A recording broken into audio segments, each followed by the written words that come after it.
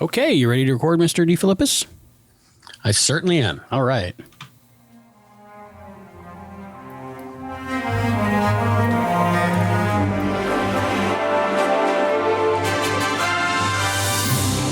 Welcome to Trekaholic, another Star Trek podcast. And now, here is your host, Albie. And tonight, I welcome back once again one of my favorite co-hosts so far, out of the two, Christopher DeFilippis. How you doing, Chris? I'm doing great. Thanks for having me back yet again. I appreciate it. I really do. Tonight, we're talking about Season 1, Episode 3 of Lower Decks called Temporal Edict. What are your first thoughts on this? Your first impressions? Really?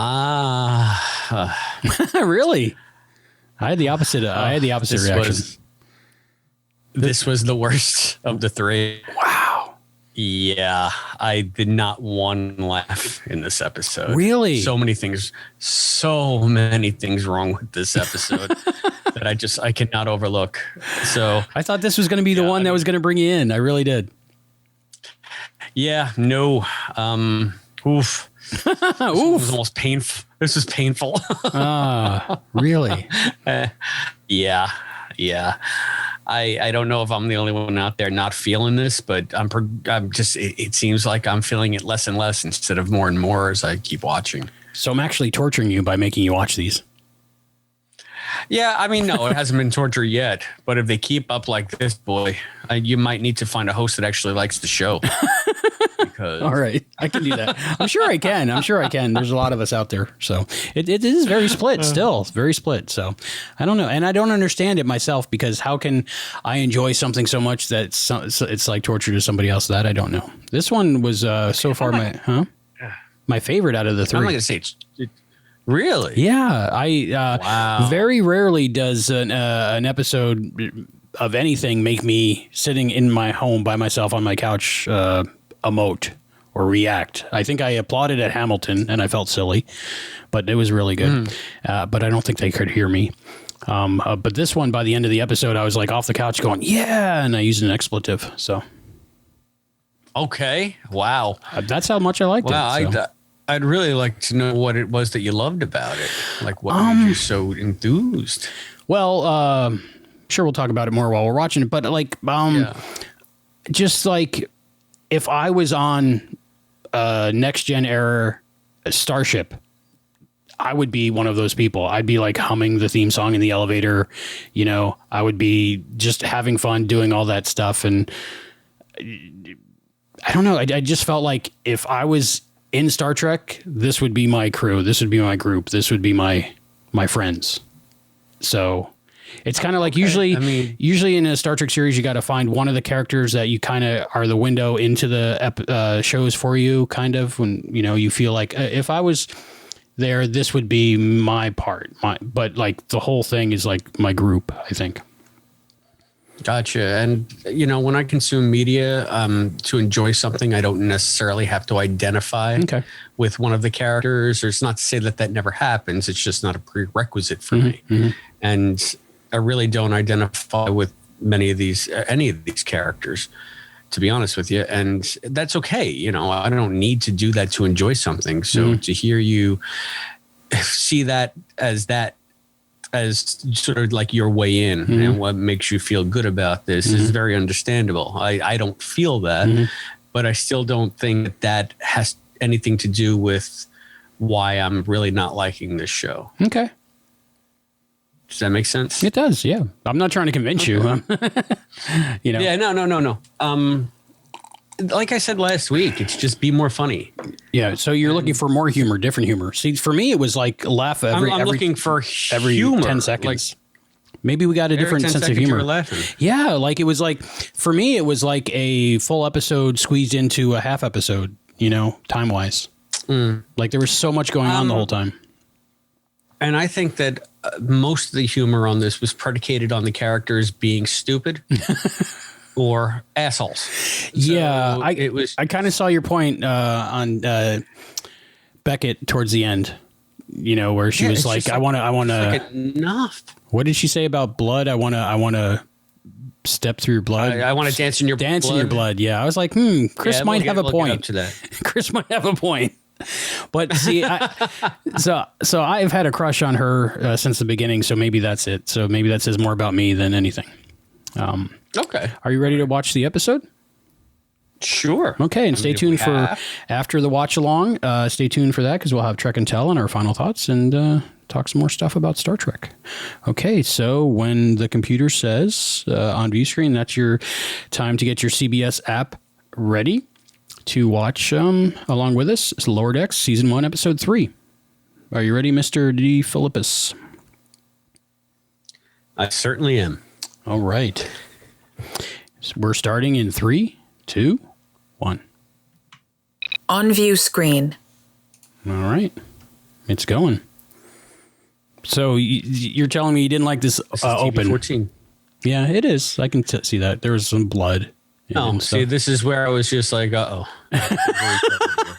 So you said uh-oh, and I laughed out loud. So he's doing like river dance fiddling. So he's playing. Right? Right. And I could see this as a callback to Next Gen. Absolutely. We just have some boring recital. Mm-hmm. Absolutely. Some chamber recital. And then she comes along and everybody's like playing rock and roll. Here. And okay, I mean, this is good enough. Mm-hmm. And then all of a sudden, boom, here I am. I'm going to be a dick. Total dick. Oh, and by the way, this is a starship. Mm-hmm. So like an electric guitar, that amp can shake a whole starship to the point where Klingons can hear it through the vacuum of space. First couple times I watched it, that's what I was thinking. The sound doesn't travel through space. Most famously, in space, no one can hear you scream. Then I realized the captain was on view screen with the Klingons. So I was thinking that the bass sound was coming over the communication system. And that's what made it okay for me. But now she throws a guitar. She's too cool for the room. And then he comes and he breaks Boimler's fiddle. And then he just says, "Oh, I'm sorry." I mean, see, and you're laughing, and I'm just like, okay, that was just dumb. And I don't want to be a stick in the mud. I really don't. But that, to me, there was nothing funny about that. And I dislike Mariner more than ever. So. I have a new theory about Mariner, Beckett.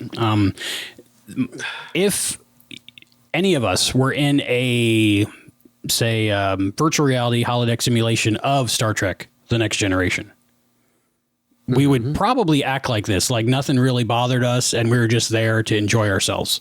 So this is a fan theory that I'm making up that has no possibility of being true. But what if she's just in a simulation and she's a Star Trek fan? So this is a whole holonovel? I don't know. But what else could explain how she acts?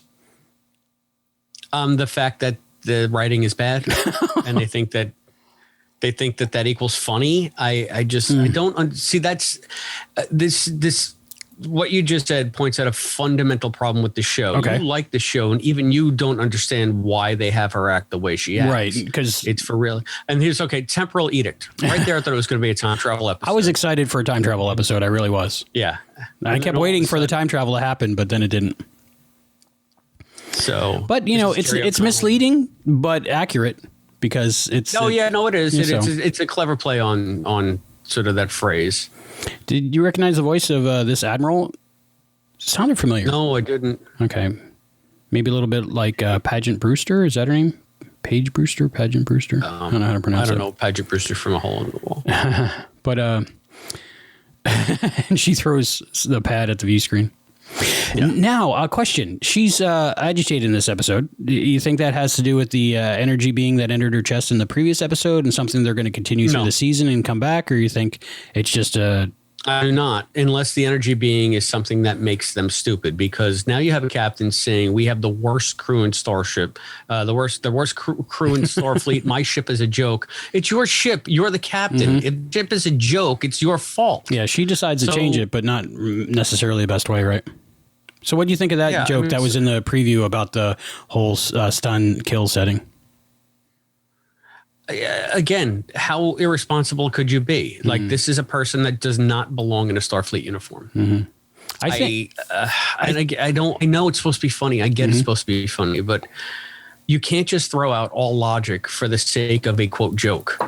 And nobody who is even an ensign would be that irresponsible, especially with a deadly phaser. I mean, it's just, What do you think about buffer time? For comedy, but I just can't forgive stupidity. We won't talk about either one of our current jobs, of course, but in previous jobs, have you had built-in buffer time? Oh, my God, my last job before the job I have now was all buffer time. I mean, I had that job. I was a full-time job, but I had it down to 15 hours a week. It was the greatest job ever. I had so much free time, so much buffer time. I was doing a lot more stuff. Now, oh my God, I have no time for anything. I work like 50, 60 hours a week. It's crazy. So big difference. Yeah. So yeah, I miss buffer time. I got to be honest. So he's humming along to Star Trek: The Motion Picture, I think. Yeah, that was cute. Yeah, that would be me. Or next That's gen. what I'm saying. Yeah, I that was my first thought, but then most people are saying motion picture, which I guess is very similar. It is. It's the same. It's the same theme. Oh, another thing that I found out right before I watched this episode. Do you know how much do you know about Albie? Do you know my favorite actress? Your favorite actress, Paget Brewster. No, close though. Close. My favorite actress is actually the mother of Jack Quaid, who plays Ensign Brad Boimler. And I couldn't believe Jack that. Quaid's mother? Meg Ryan.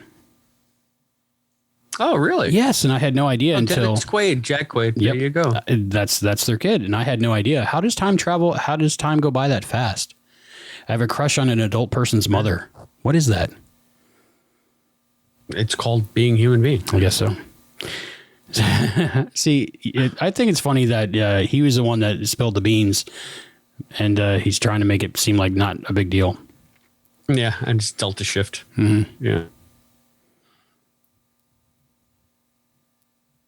But yeah, I mean, I understand now. This is a riff on Scotty's trick that he pulled on Kirk, right? And how he tried to convince Geordi to do that.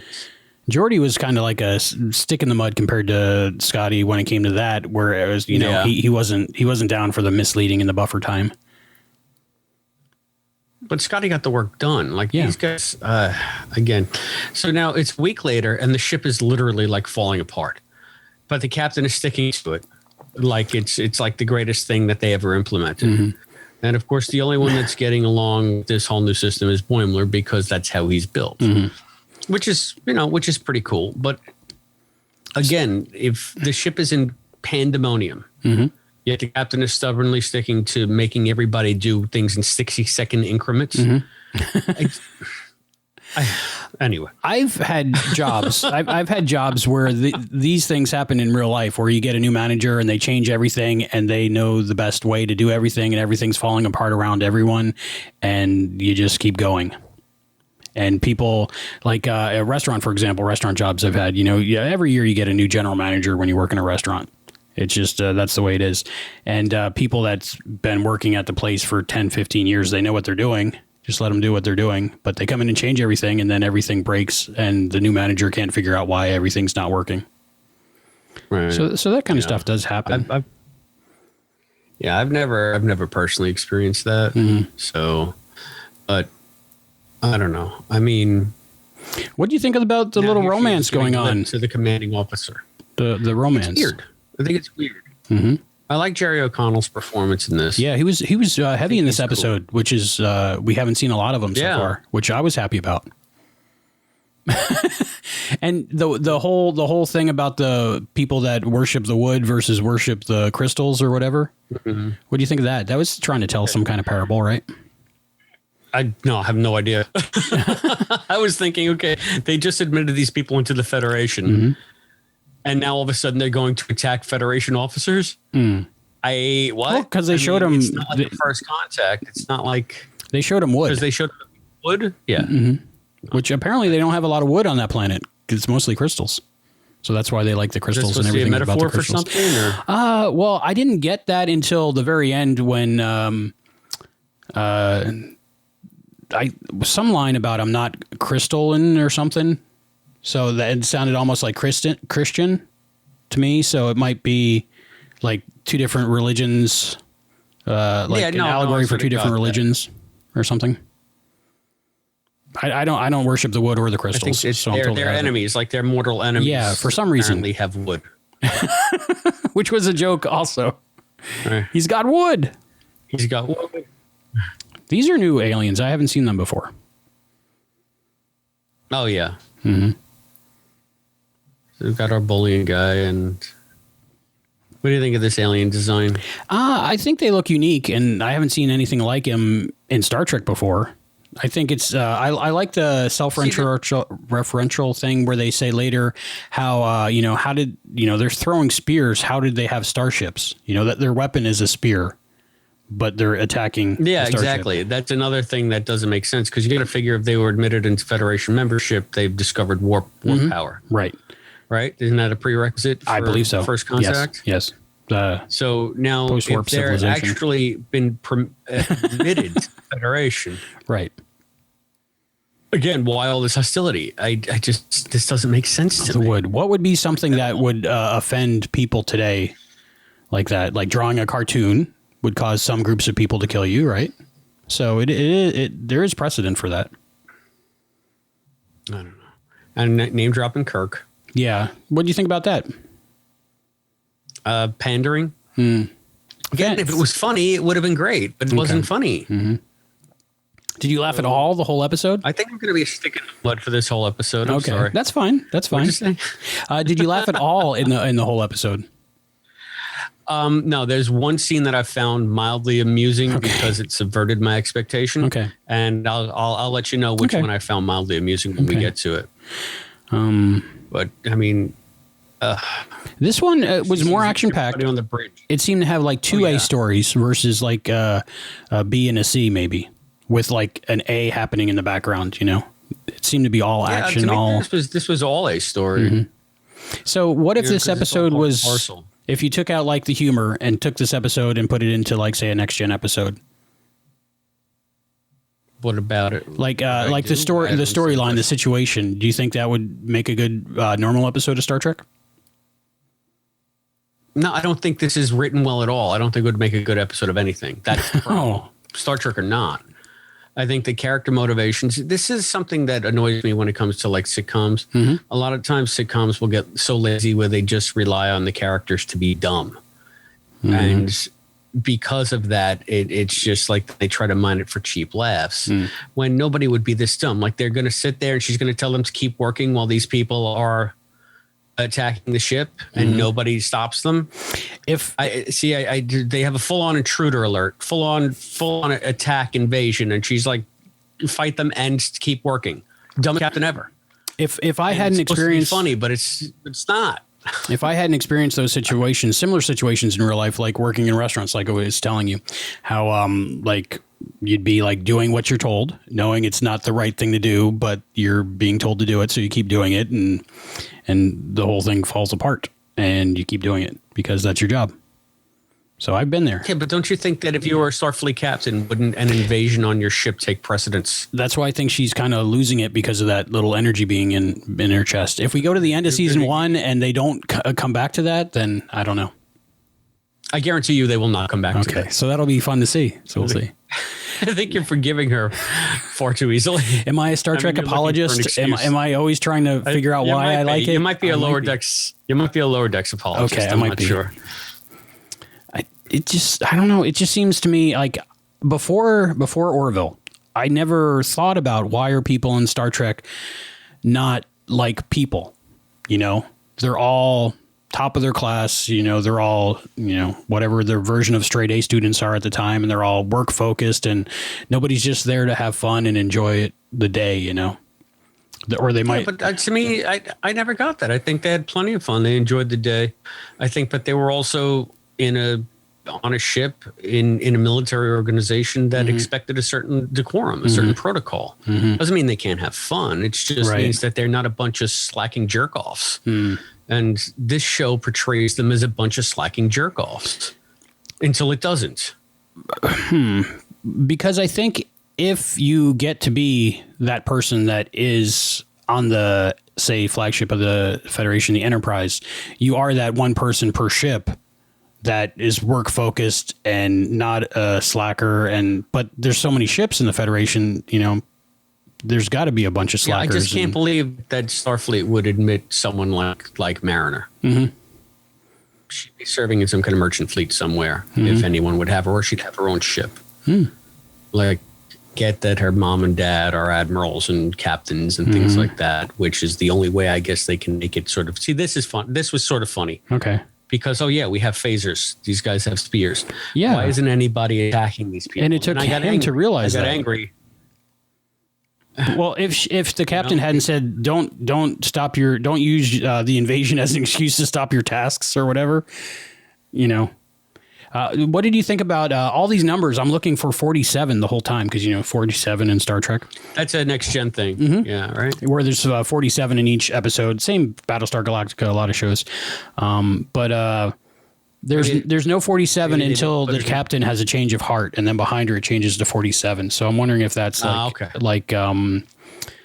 coincidence, or they did that on purpose, like for people that are looking for 47 the whole time that don't see it, and then at that moment there's a 47. I don't know. Maybe I'm reading way too much into it. No, I mean, look, that's sort of an Easter egg thing for fans, especially next gen fans. So I don't know if there's like actual reading into it, like too much reading into it. Those scars weren't there last week. That kind of bothered me. Was it last week or 2 weeks ago?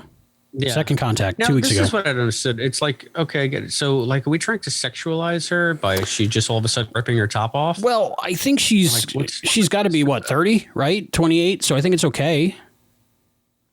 Oh, no, I'm not saying it's not okay. It just seemed like an odd choice for me, so that maybe it arouses him somewhat so that they can plant the seeds for whatever pseudo relationship it looks like they're going to be,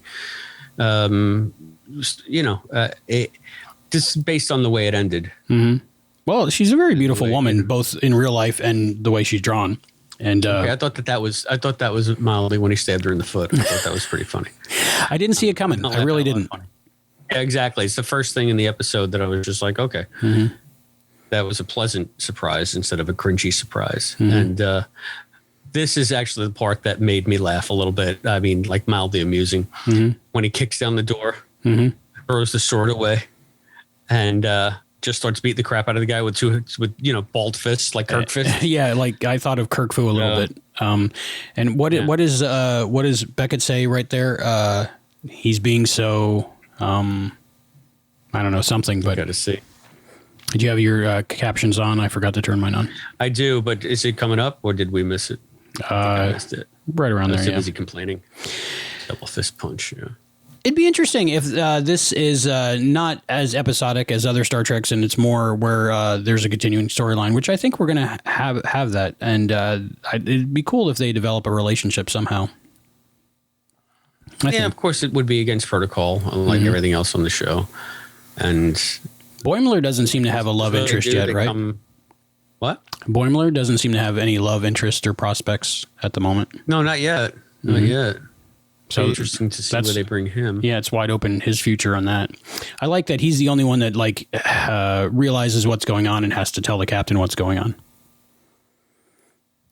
I mean, so again, worst captain ever. Well, that's why she's delivering a gift, and she couldn't even get that right? Well, the thing is, if she had not made them work so hard and been so unrealistic on 60-second increments for every task, they wouldn't have made the mistake. So see, 48, 47 right there. That they wouldn't have made the mistake. That's where it just turned to 47 when she realized Boimler was right, and she needs to follow through with letting people do their job the way they know how to do it. There you go. There's your 47. Yep. You got it. And now, now another thing. It's just now you can do whatever the fuck you want. Whatever the heck you want. Abandon protocol. Do this, do that. You are Starfleet, which means that you don't have to have any kind of rules or regulations on my ship now. Just do your job however you see fit without any kind of discipline. And I get it. It's to defeat these guys, but then they institute it as like a ship-wide thing. And I like that the ship is named Death Valley. Did you see that? No, I didn't. The shuttle pod. Oh, cool. Death Valley. That's another national. Is that a national park? Very cool. Yeah. I didn't know that was a national park. I knew it was a place in Arizona, right? Yep. I think. No, I think California. Is it again California? I don't know. I have to Google that. Geography podcast coming soon. Yeah. But is that where it was 130 degrees the other day Fahrenheit? I don't know what that is in Celsius, but it's got to be high. I love to read. I said it was 130 degrees there the other day, Death Valley, I believe. Yeah. Now, Beckett's sleeves, one of them's torn off. So technically, she only kind of half broke the rules by not rolling down her sleeves. No, but I mean, he told her, and they clearly were both unrolled. And when she didn't roll them down, I was like, "Ooh, what's going to happen?" I was intrigued. Yeah. The Doctor, you like the Doctor? No. I mean, it's just like a cartoon cat. I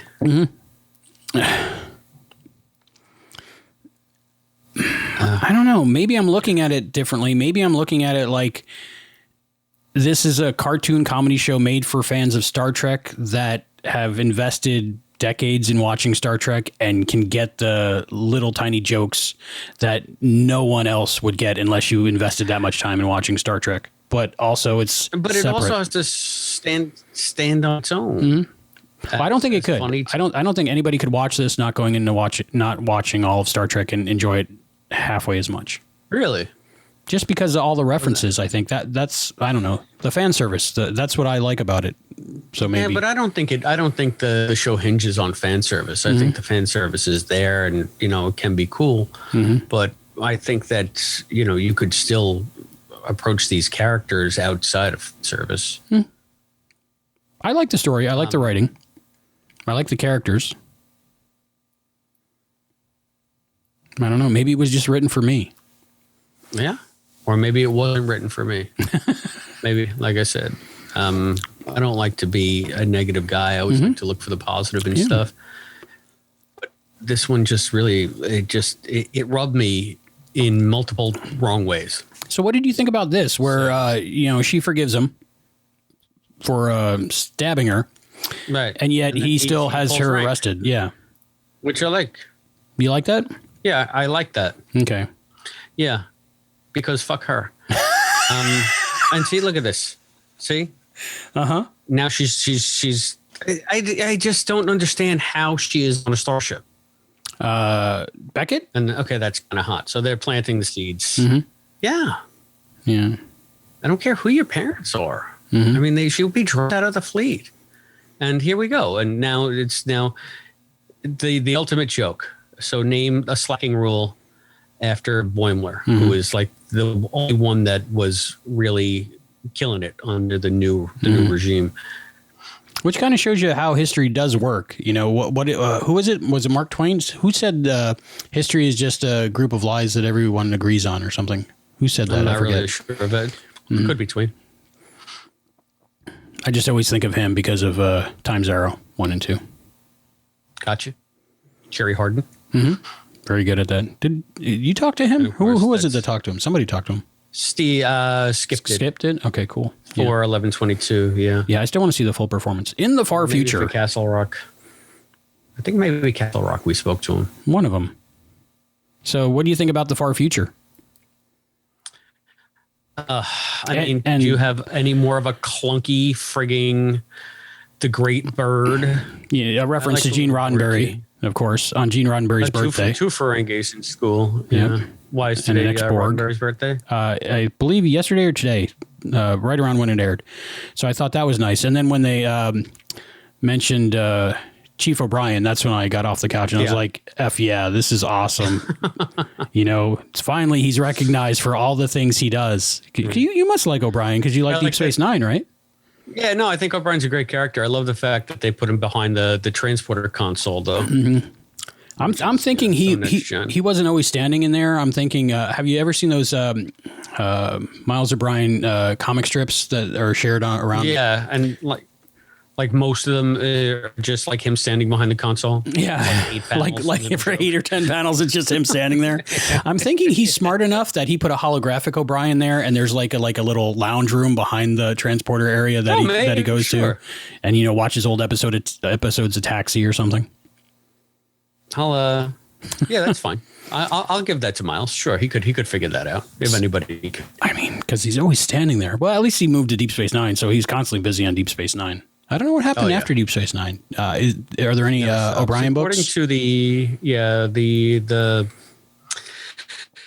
the continuation books, the DS9 relaunch books, he went and took a position on Earth at Starfleet Academy. Okay, like teaching engineering or something. Is he still with Keiko? Yep. Is Molly? I think Molly's in Starfleet, right? I can't remember.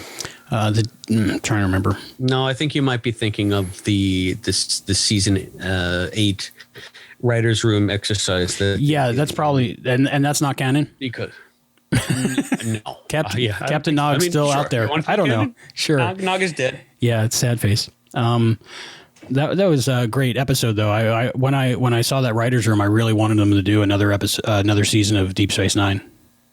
But then, oh yeah, sure. Have you been following along with Alexander Siddig? Is doing like fan fiction reading. Yeah. I found that interesting with Andrew Robinson and as Garrick. You know. Yeah. And he got his ex-wife, Andy Robinson, Nana, Garrick, to do it.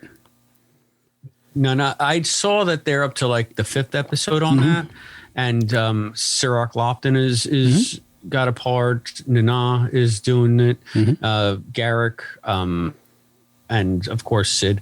And I thought there was one other, but I only heard like the first 20 minutes of the first episode, and I keep meaning to go back, but I just haven't. It's one of those things I'm interested in. I haven't watched the whole thing, and I want to sit down and watch it all like in one day, kind of thing, like binge it.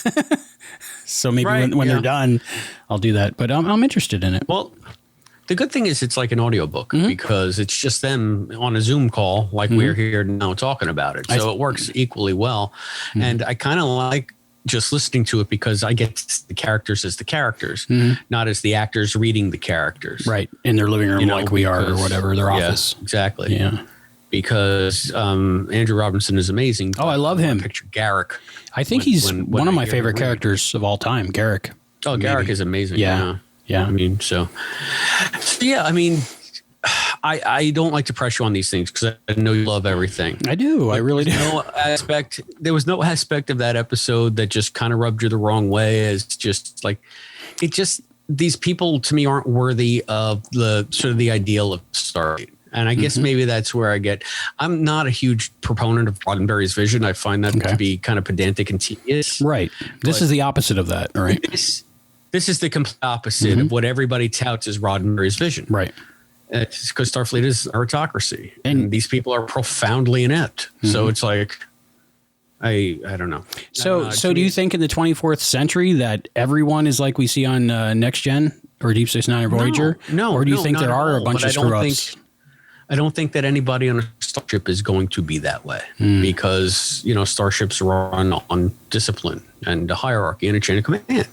That's all. It's just the setting. It's not the people, Albie. It's the setting that the people are in. You expect to be just a different caliber of person to be in the fleet. That's what we've always seen. That's what we've always been taught. And Next Gen cemented that more than anything else because everybody was type A, except for Picard in Tapestry. When he was scientist Picard, when he was powder blue Picard, I don't say there's no room for this kind of thing in the Star Trek universe. Okay. I just don't see it happening on a ship. I think my whole thing is when you're saving the galaxy and saving the space-time continuum, saving the planet, saving civilizations, and you're on the Enterprise and all that kind of stuff's happening, you can't be these people. But I think there's room in the other 200 ships in the fleet or whatever, however many there are. Do you happen to know? I don't know. There's room for people that are just like bored out of their mind and enjoying margaritas during the day. No, and I'm not saying that they can't, but at the end of the day, they also have to be capable and competent. And I guess Tendi strikes me as that point. It all comes back down to Mariner. The series is focused. The main character, she's the main character, unlikable. Is just an unlikable character, and I love her. Maybe that's the difference. She can do no wrong for me. she really can. Tawny Newsome plays her, I believe. Yeah, Tawny Newsome. So I'm a big fan. Tawny Newsome. So. Yeah, I'm gonna pull the stick out of my ass now. I'm sorry. I think our ratings for this episode might be a little bit different. Yeah. Okay. You think? Okay, but so we'll do our ratings after Trek and Tell. How's that sound? Do you have something for Trek and Tell? I do. This is, it amazes me how I was thinking, what am I going to do? Oh yeah, I have a whole bunch of stuff in a box right here in my closet in my library. So I just grabbed the first thing. This is something my friend Darren gave me, I think in middle school or in high school. It is a complete set of original Star Trek blueprints of the Enterprise. And it's in this nifty pleather vinyl carrying case. It's got a button snap here, as you can see. I'm going to open it very carefully because I don't want to break the plastic. And I don't believe I've ever taken these out. It says here, a complete set of 12 authentic blueprints of the fabulous Starship Enterprise. So I'll just take out this one. Let's see what this one is. No bloody A, B, C, or D, right? No bloody A. Looks like we got the most boring part of all. This looks like the main tractor beam and the cargo deck. Okay. So, yeah, some of these are ripped. But I really have to inspect these a little bit better and maybe... I knew the blueprints existed, but I didn't know they came in a nice fancy package like that. There were some blueprints in the original, compendium? Is that how you pronounce that? Yeah, Compendium's a good word. That's a thing. This one looks a little bit different. We got the shuttlecraft hangar. This might be in engineering. Let's take a look. Oh, we got the deflector dish on this one. Very nice. Not bad, right? Yeah, very nice. Yeah. So thank you, Darren. Yeah, thank you, Darren. I've had these for literally probably 30 something years now, and I still have never really taken them out and really looked at them. But I know that they're I think they're very collectible. I really don't know. Who knows? I got to think at this point that there is some kind of fan. They would probably look nice mounted under glass in a frame on a wall, maybe. I don't know. Yeah, I mean, if you had, sure. Yeah. So these are Franz Joseph designs. Got me. Original preliminary check prints approved by Gene Roddenberry. Special Equicon 74 first edition. Copies to National Air and Space Museum. Original drawing reviewed and updated by Ballantine Books. Regular second edition first printing. So I guess I have the regular second edition first printing. Those had to be at least $30, $40 back then. I'm thinking. They're very nice. No. Oh, there's a price on it? Price? What? No, I can't. $5. $5. Dude, I'll give you 10 right now. So that's my Trek and Tell. Wow, I have a that's couple really of nice. other things too. Maybe if I'm on again. Hopefully you'll be on again. I'd love to torture you with more like Lower Decks. Of interest, I think. Yeah, so maybe I'll take these out and look at them. Never. When I was younger, and maybe not so much younger, I every time I look at Star Trek blueprints or find some online, I'm like, ooh, maybe I could fit that in my living room. Maybe I could build part of a set of something. I always wanted a Star Trek bedroom. Kirk's bedroom. All right. You gotta find that orange sort of divider thingy. Yeah. Well, octagonal deco. It must still exist. The other day, I was watching, what's the episode where they're wearing the shower curtain and they go down the planet and they get a virus in the original series? Miri? The naked time, I think. Naked Time. Yeah, they have the red shower curtain spacesuits on. Yeah. Yeah, I wanted to find a shower curtain like that and make that outfit, because then we could go shopping at the store in it, and be safe and also fashionable. Just don't take your glove off. Fine. Yeah. I was watching it with my daughter Serenity, and she was like, he shouldn't take his glove off. He's going to catch whatever. No, she already knew. That's Joe. Joe's an idiot. Sorry, Serenity. Yeah, but. So what's your Trek and Tell today? My Trek and Tell for today is continuing with the original series theme. I have Vina as Orion Animal Woman. Ooh. I have many action figures, and this is They call it Orion Animal Woman now? Yeah, that's what it says. Instead of Slave Girl, I guess. Yeah, I guess maybe they want it to be a little bit more PC, because calling somebody an animal is much, much more politic than calling them a slave girl. Why wouldn't just Vina as an Orion be okay? Why did they have to add anything else? But yeah, Susan Oliver. When did this come out? Okay, let me put on my visor so I can see. Let's look for a year on this one. Ages 4 and up, so I qualify.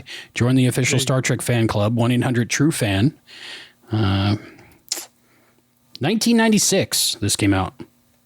Okay. And they have original series, Next Gen, Deep Space Nine, and Voyager. There's only one Voyager on this package, and it's Barclay from Projections.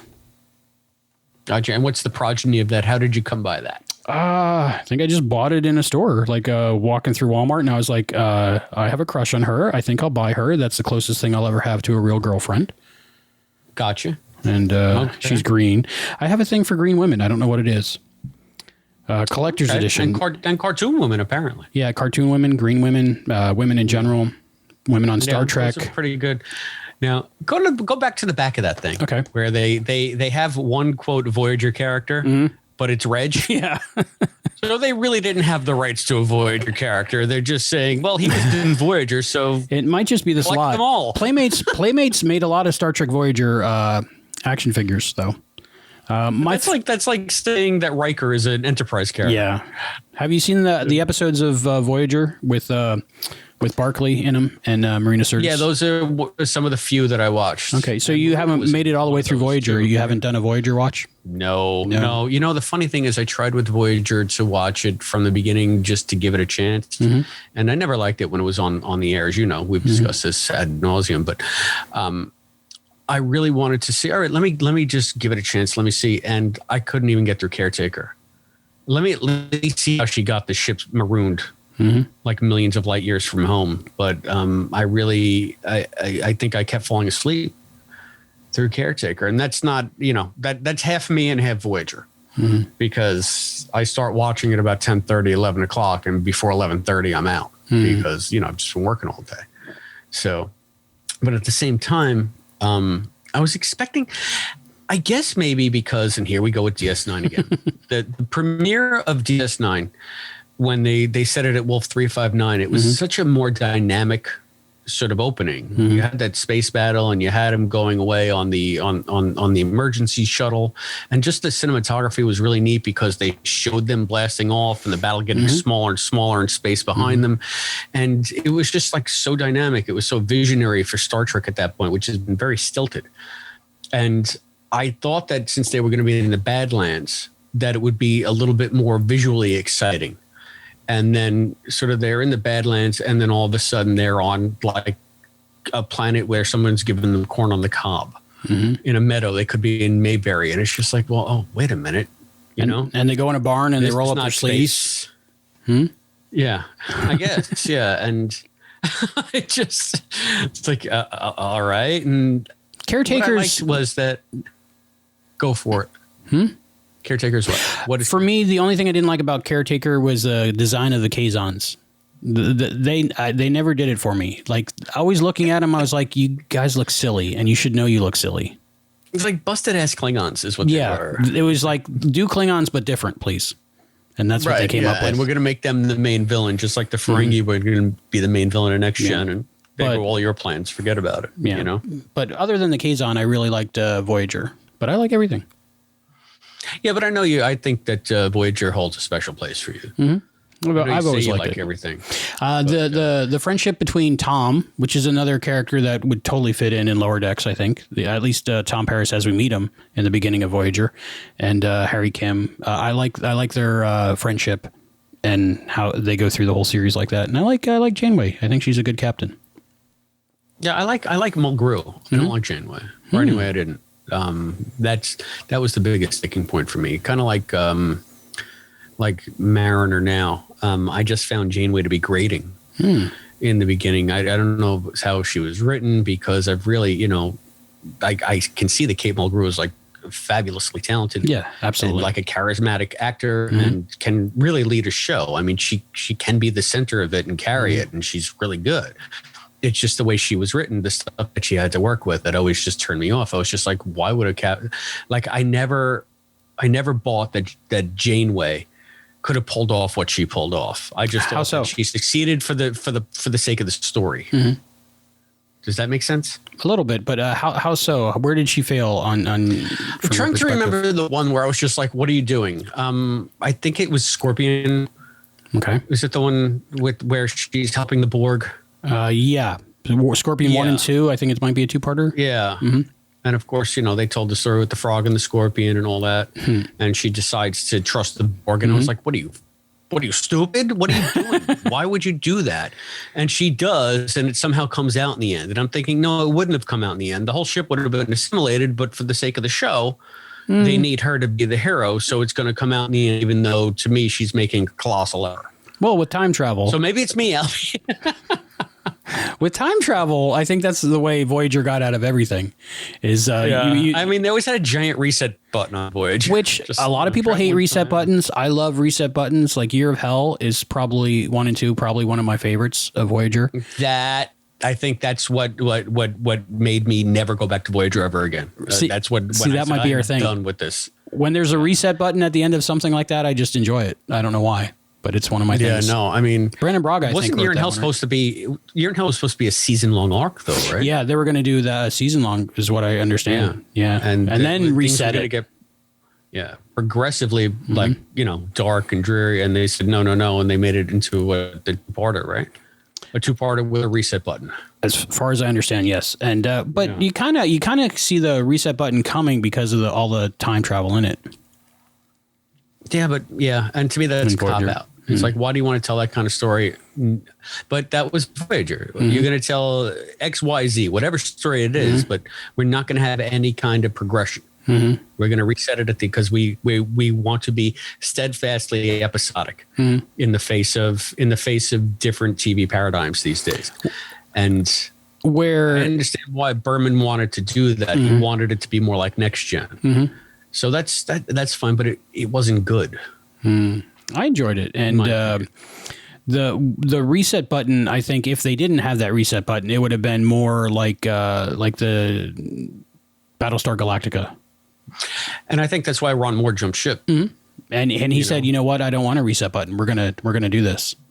Yeah. And I think that's what prompted him. I think he also came at loggerheads with them over 7 of 9 because he said she's a Borg. Why don't we have her look like a Borg? That would be unsettling. Instead, you just have like the sexiest woman ever with a little bit of tech on her face. Even the tech is sexy. So if you're going to have a Borg on the ship, have a Borg on the ship. Some boardroom they were probably like, what about a sexy Borg? I'd be like, I'm on board. Yeah, this Jerry Ryan actress, let's give her a shot. She's very beautiful. She seems capable. I'm on board. Okay. So back to Lower Decks season 1, episode 3, Temporal Edict. What rating did you give it? I give it 1 crystal spear out of 10. Wow. We are absolutely at the opposite ends of the spectrum. I'm gonna give it 10 flying bedpans. 10 flying bedpans. Almost gave it I really, again, I look forward to it. I look forward to the day when I say, wow, this show is great. I look forward to the day when it turns all around, Albie. I really do. Do you ever think if that does happen, like if it's middle of season 2 and you're still watching for some reason, and you just love it, you go back and go, oh, now I get it. I don't know. No, I don't think so. Because when you say like, this is a pet peeve of mine, when people say to a joke, oh, I don't get it. I think that's never really the case. I think the truth of it is, I get it. It's just not funny. Just doesn't. I understand why it's supposed to be funny. It just isn't. Okay. So I don't know that would change for me, even if the show, turned into something else. Because this is still what it is, which is pretty damn bad. Sorry. So 1 thumbs up, 1 thumbs down. Which one would you be, Siskel or Ebert? I'm not sure. I don't know which one was always douchier. Skip would know this. I don't know. Skip would know. I'm going to give it thumbs up. That's a thumbnail right there, right? There's a thumbnail right there. Oh, in front of us? There we go. But okay, well, up, down, middle, sideways. I don't know. I really enjoyed it. I'm giving it a 10. I just thought it was the best. Great. I only watched it 4 times. I haven't done the full 10 yet, but I enjoyed it every time. All right. And honestly, I like to see where it's going. Some kind of relatable center to Mariner, and I think 90% of my problems with this show would disappear. Okay. So if she ever won you over, it might be a different story. What would it take for the character? Reason to like the character. What would be a good reason? What if you found out why she is acting like she is?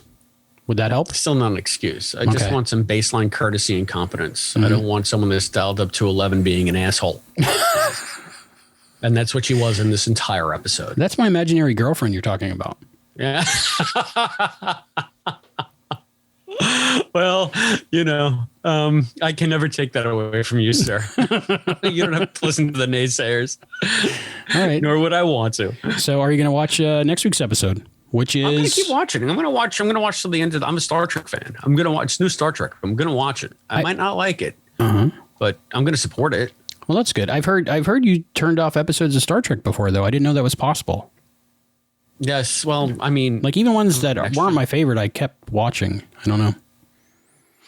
Yeah, I mean, even if... I guess maybe it's still the novelty of having new weekly Trek that keeps me coming back more than...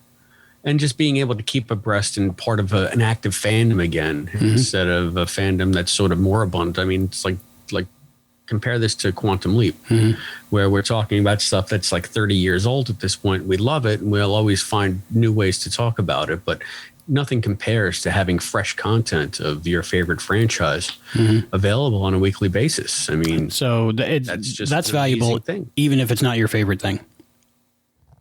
Yeah, the only one that I might not watch is the Section 31 because I do not like Michelle Yeoh. Really? As, Space Hitler. Yeah, I think she's the worst part of Discovery. So I don't think I need to see a series centered on that character. Well, you watch the pilot. Yeah. Yeah. Okay. So for me, it's like a foregone conclusion that I'm going to watch all Star Trek. Yeah, and I say that now, but I'll probably watch it because what they're going to do is stagger these things so that it'll be the only Trek on at the time. And it'll be probably much like a Lower Decks situation where at least I just want to keep abreast of what's going on in the universe. But yeah, I think I did some quick math in my head the other day, and I think this is 23 weeks in a row with Lower Decks and Discovery Season 3. Right. And with all the other new shows coming out, it's like I think they could do 52 episodes a year. And I would be happy about that, no matter what Trek it is. If you got with 4 or 5 series in production. Yeah, Pike, Section 31. What else? Discovery, Lower Decks. There's a Nickelodeon show called, Prodigy coming out? Right, and that's not all access, though. That's going to Nickelodeon, be just general, I think. Cable, right? Basically. Yeah, Nickelodeon, I believe. Yeah. So and that's going to be geared towards kids. And that's its own thing. That won't even be like in the all access paywall slate of stuff. Yeah, from what I'm hearing, it's going to be something like Captain Underpants-ish. That kind of animation style and writing. So I don't know if you've ever watched that. I thought it was going to be all digital. What do you mean? I thought it was going to be like Clone Wars style. Oh, maybe. I don't know. I haven't seen any art concepts of it yet. No, I think they said it's all CGI. Okay. That'll be good. So it's like a CG type show. Yeah. And I'll watch that too, but that won't be on CBS All Access. What other shows? Is that all? Or Picard again? Picard, yeah. Okay, so they should be able to get one new a week because they get my, what is it, $12, $13 a month? That's worth 4 new episodes of any Star Trek. Yeah, and it's just like once they build up their head of steam, I think COVID could put them behind. Yeah, which is good that they had the animation. I think this was supposed to originally be after Discovery. Exactly, Season 3. But they were able to get it out faster. Yeah, animation seems to be the only way to go unless TV shows are doing what we're doing right now. So, everything is now Zoom table read. So we have network quality broadcasting right here. You're welcome, people. I just need a better makeup person and a hair person. I haven't had a haircut. I need better lighting. Yeah, better lighting. I think my lighting is way too heavy. Oh no, you got your head and shoulders above me. Okay. I think that's it for this episode. Give us a little bit of plugs in case nobody has watched the first few episodes with you. Where can they find you? Mr. Christopher DeFilippis. They can find me. I am a host on the Quantum Leap podcast. It's quantumleappodcast.com. There you can hear me and Matt and Allison and occasionally Albie and Hayden talking about the greatest TV show ever. One of the greatest. Quantum Leap. We're loving that. That's quantumleappodcast.com. We're now into season 5. And we have some really neat guests lined up on upcoming shows. So please go on, subscribe, listen, share, tell all the leapers you know. And you can find me personally on my website at deflipside.com, deflipside.com. Which is a really cool website with a lot of nice content for people like me to enjoy. Yeah. Okay, so next week is Moist Vessel. Any expectations of Moist Vessel? The moist is one of those words I try to avoid saying, but in this case, I guess it's okay. If Star Trek says it, I can say it. I think that my expectation is that it really has nowhere to go but up. I mean, so my whole thing, it can be as bad, but hopefully it won't be. Odds are it won't be. Moist vessel. Know what this is about. Be the first to add to the plot. So that's the summary. So I'm thinking there's is so meticulous. Something goes wrong in hydroponics, and it's very moist.